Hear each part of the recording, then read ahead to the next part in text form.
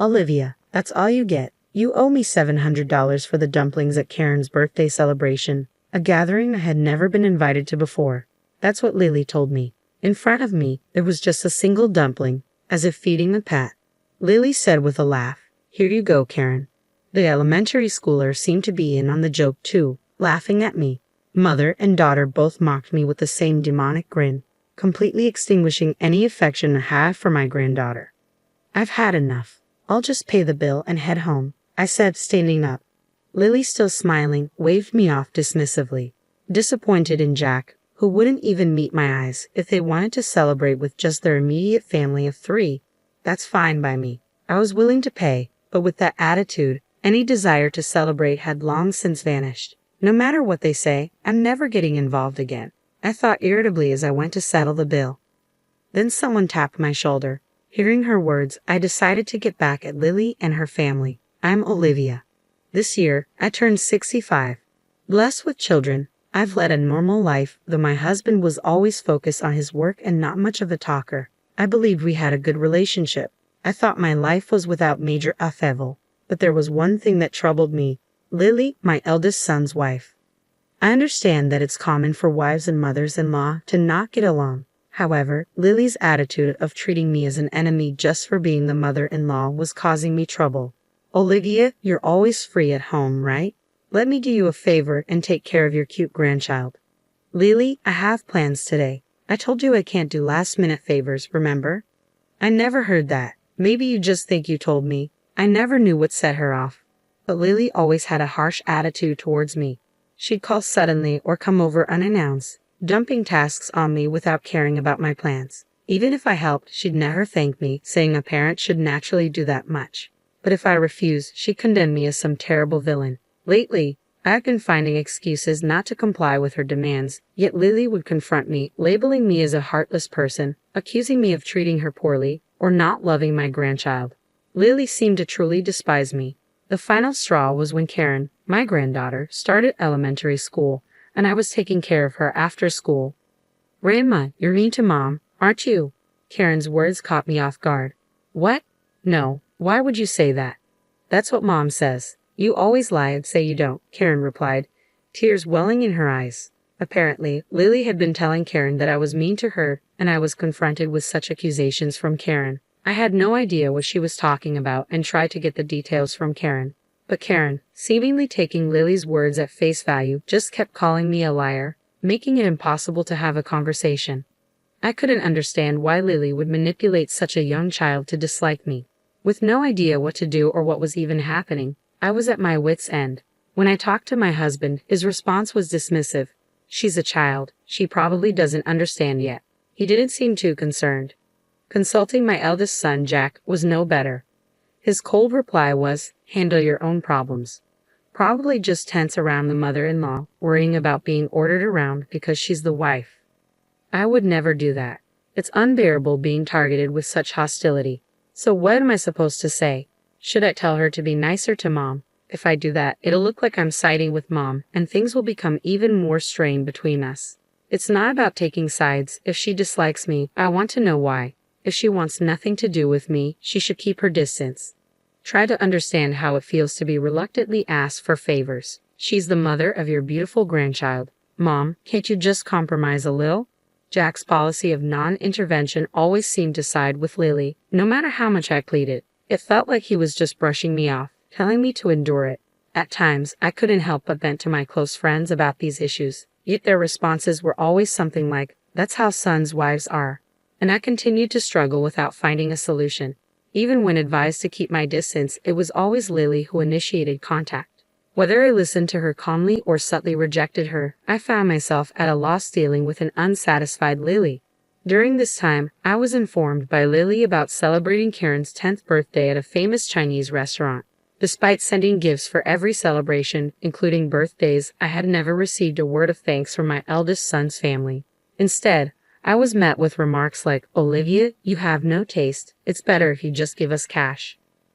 Naturally, I had never been invited to any of their celebration gatherings.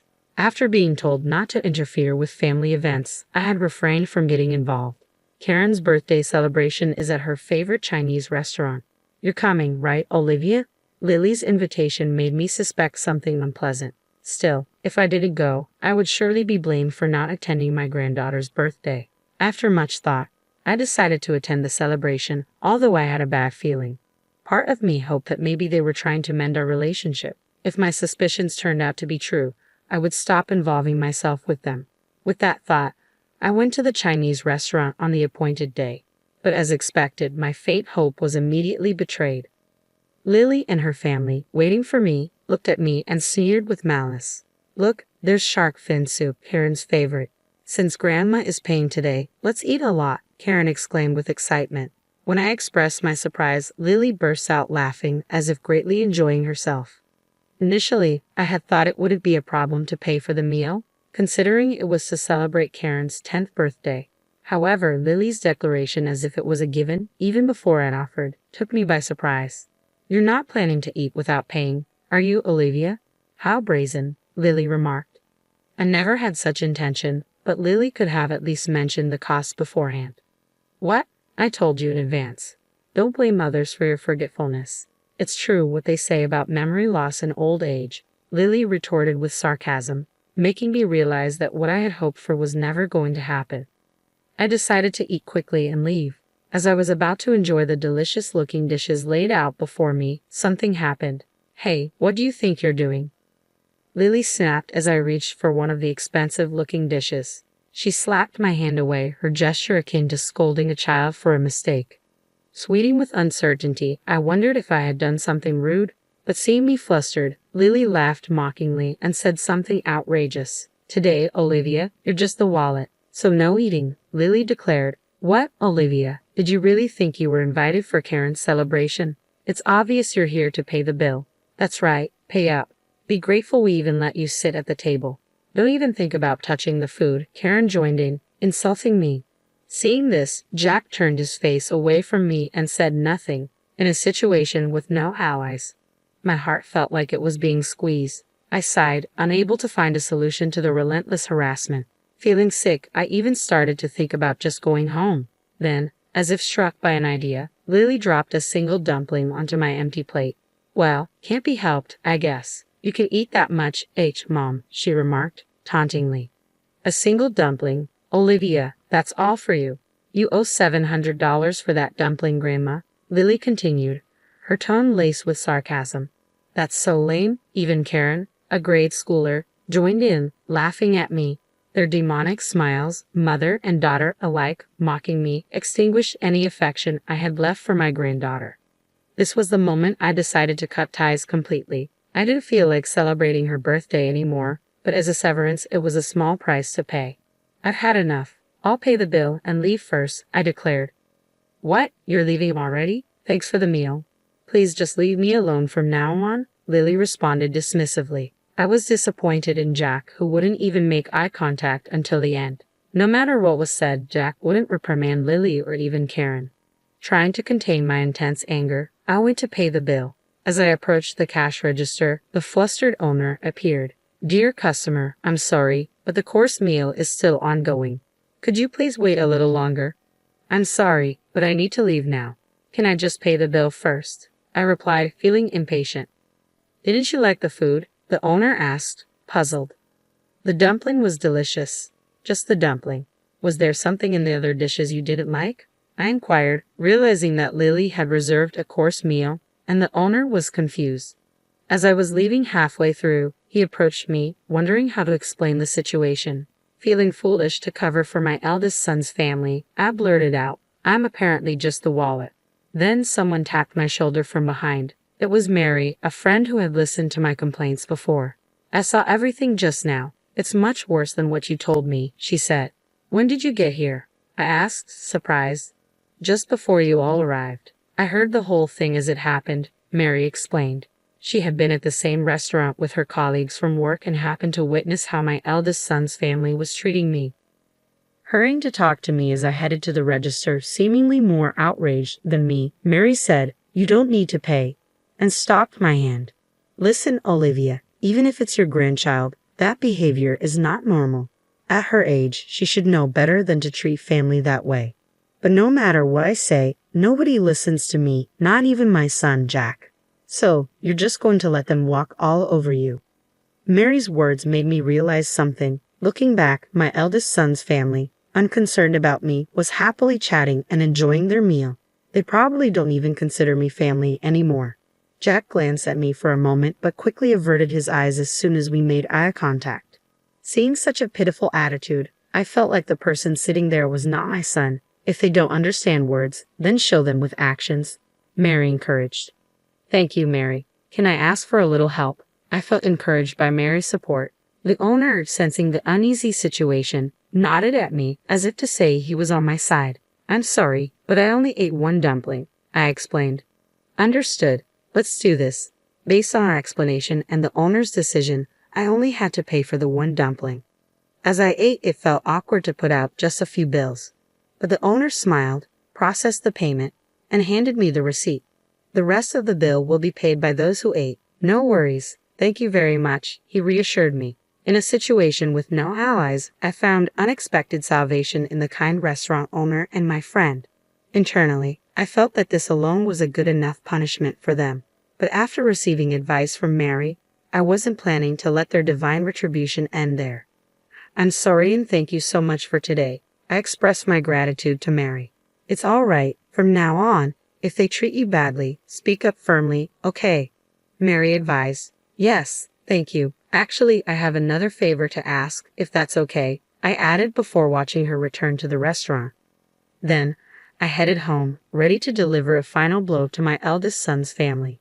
The next day, when my doorbell rang, I was sure it was Lily. I had anticipated that she would come to complain about the payment from yesterday. Sure enough, the monitor showed Lily glaring at the camera with a furious expression, and I went to the door. What do you mean, Olivia, not paying for yesterday's food and drinks? What kind of reasoning is that? Lily demanded angrily. Food and drinks? What are you talking about? Don't play dumb, I replied, puzzled. It's about Karen's birthday party yesterday, Lily clarified, her irritation evident. That's right, you should at least pay up. Karen, who came with Lily, was also glaring at me. As the restaurant owner had said, my son's family had to pay for themselves and were in a panic. They hadn't brought their wallets, expecting me to pay. Jack had to run to an ATM at a grocery store, and they were quite embarrassed. Karen, showing her anger, furrowed her brow, and yelled at me, her expression hardly one you'd direct at a family member. I sighed lightly before facing Lily to talk. I'd only ate one dumpling yesterday, so I only pay for what I ate. The dumpling cost $700, remember? Oh, maybe you didn't hear it because of your age, I remarked, feeling the weight of their rude attitudes. With such disrespectful behavior from both a wife and granddaughter, I didn't feel like paying anymore. As I retorted, they became even more heated and started verbally abusing me. What kind of attitude is that? Just because you're Karen's grandmother, you think you can do anything you want. I don't want a grandma like you. Don't act so high and mighty, Lily accused, pointing fingers at me as if I were some kind of villain. Karen, too, acted as though she was a hero, delivering justice to evil. Was there really a reason I had to be yelled at like this? I couldn't help but ask out loud, and an astonishing response came back. Hey, why do I have to be treated like this? What could you like about me? What have I done? I questioned, confused by their hostility. You haven't done anything. You know, wives just don't like their mothers-in-law, Lily replied casually. What do you mean, just that? I pressed for clarification. This time, I thought I'd make you useful as a wallet since I was angry, Lily retorted, stunning me with her unexpected words. I was speechless. Then before I could signal, the door to the next room opened, and Mary entered the living room. The moment they saw Mary's face, the two were speechless, their mouths agape. Listening to you all this time, is that how you treat my friend? Mary questioned, her tone firm. Why are you here, Karen? Lily stammered, clearly flustered by Mary's sudden appearance. It was understandable.